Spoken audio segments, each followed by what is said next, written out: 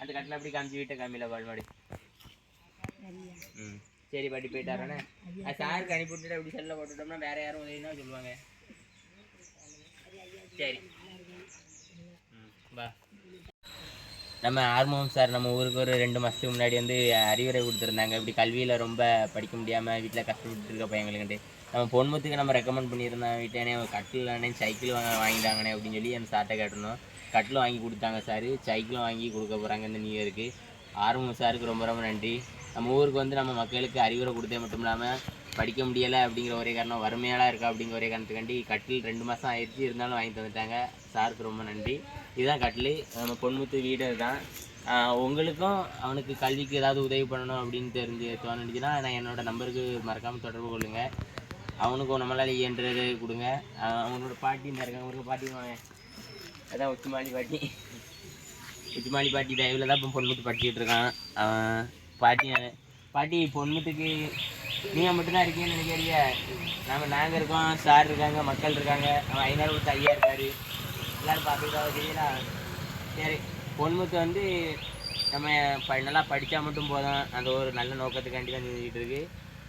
எந்த சூழ்நிலையும் வறுமையை பார்த்து பயந்துடக்கூடாது. இந்த இடத்துல வந்து என்னது இருக்கணும், நேர்மை இருக்கணும், இங்கே தெளிவு இருக்கணும். இது 2 இருந்தீங்கன்னா எல்லாம் நல்லாவே நடக்கும். தூங்கிட்டு இருந்தவரை கூப்பிட்டு வந்து விவரம் கொடுத்துக்கிட்டுங்க, அதெல்லாம் ஒன்றும் இல்லை. பொன்முத்து நல்லா பெஸ்ட்டு ஸ்போர்ட்ஸ் பிளேயர், கபடி நல்லா விளாடுவான், கொக்கோ எல்லாம் நல்லா விளாடுவான். அதுமாதிரி ஃபிசிக்கலாகவும் நல்லா நல்லா டஃப்பாக இருக்கிற பையன். நல்லா வருத்தப்படுறதுக்கு எதுவும் இல்லை. நாங்கள் இருக்கோம், கடைசி வரைக்கும் இருப்போம் அப்படிங்கிறத வச்சுக்கிட்டு பாட்டி ஆசீர்வாதம் பண்ணுங்க. சரி, அவனுக்கு ஒன்றும் ஆகாது, நல்லபடியாக நடக்குன்னு அவனுக்கு நல்லா உதவி பண்ணுவோம். நிறைய உதவி பண்ணுவாங்க சரிங்களா? போய்ட்டு 2 டாட்டா சொல்லிடுங்க. இது சாருக்கு அனுப்பி விடுறதுக்கு தான். அந்த கட்டில் ஆர்மு சாருக்கு ரொம்ப நன்றி பொன்முத்து வாங்கி கொடுத்ததுக்கு. ஆர்மு சார் நான் உங்களுக்கு யாருன்னு காமிக்கிறேன். அவங்க விக்ரமசிங்கபுரத்தில் இருக்க காவல் அதிகாரியை வேலை பார்க்குறாங்க. 2 மாதத்துக்கு முன்னாடி நம்ம ஊருக்கு வந்திருந்தாங்க. கல்வி முக்கியத்துவத்தை பற்றி நம்ம மக்கள்கிட்ட உரையாற்றும் போது இப்படி இயலாத மாணவர்களுக்கு நம்மளால் முயன்ற உதவி எதுனாலும் செய்வோம், பணமாக இல்லாமல் பொருளாக கொடுப்போம் அப்படிங்கிற மாதிரி சொல்லியிருந்தாங்க. அதே மாதிரி நம்ம பொன்முத்துக்கு கட்டிலாக கொடுத்துருந்தாங்க. நாளைக்கு வந்து சைக்கிளாகவும் ஒன்று வாங்கி கொடுத்தாரேன்னு சொல்லியிருக்காங்க. அதை வந்து பொன்முத்து பாட்டியோட அரவணைப்பு தான் பொன்முத்து வளர்ந்துட்டுருக்கான். நம்ம ஊரில் கொஞ்சம் பின்தங்கியிருக்கான் பொருளாதாரத்தில். இருந்தாலும் அது வந்து அவன் யாரையுமே கீழேயா பார்க்கண்டான். அதுதான் பொன்முத்துக்கு சொல்லுவேன். அவன் வந்து தன்னோட திறமையை அறிவையும் நம்மனாலே போதும் அப்படிங்கிறத தெரிவிச்சுவிடுவேன். அதை நாளைக்கு எந்த ஒரு பெரிய விபத்து வந்தாலும் நம்ம இந்த இடத்துல இருந்தால் வந்துருக்கோம் அப்படிங்கிறத இந்த காணொலி மூலமாக தெரிஞ்சுக்கிடுவோம். அதுக்காகத்தான் இந்த காணொலி, வேறு எதுக்காகவும் இல்லை. உங்களுக்கும் எதுவும் உதவி அவனுக்கு பண்ணணும்னு தோணுச்சுன்னா மறக்காமல் நம்ம வலைவெளியில் நம்ம என்றுக்கோம் அதுக்கு தொடர்பு கொண்டு பேசுனீங்கன்னா நன்றி, வணக்கம். பொன்முத்து நானும் எங்கே இருக்கோன்னு கேட்டிங்கன்னா நம்ம விகேபுரம் காவல் நிலையம் முன்னாடி தெரியுதுல.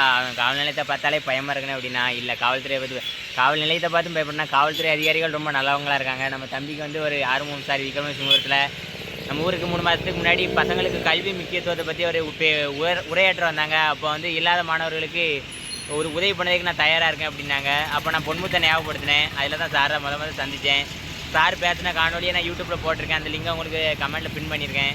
நம்ம ஊருக்கு வந்து உரையாற்றுறாங்க, சிறப்புரை மக்கள்கிட்ட உரையாற்றி அதை புகைப்படமாக எடுத்துகிட்டு போனாங்க. அதை நான் காணொலியாக எடுத்து யூடியூப்லேயே அப்லோட் பண்ணியிருக்கேன். இப்போ தம்பிக்கு இந்த சைக்கிளே நேற்று ஒரு கட்டில் கொடுத்துருந்தாங்க.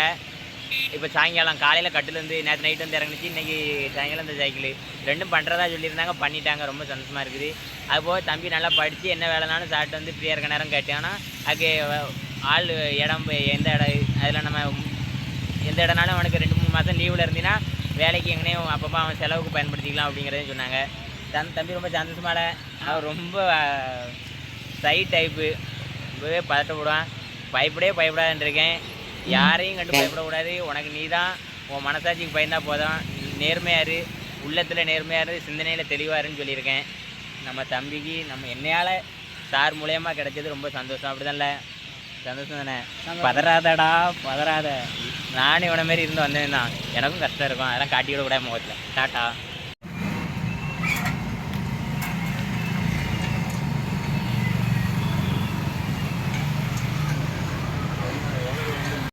கம்பி ரூபா தந்திருக்கான், அதில் போட்டு விட்டுரும்.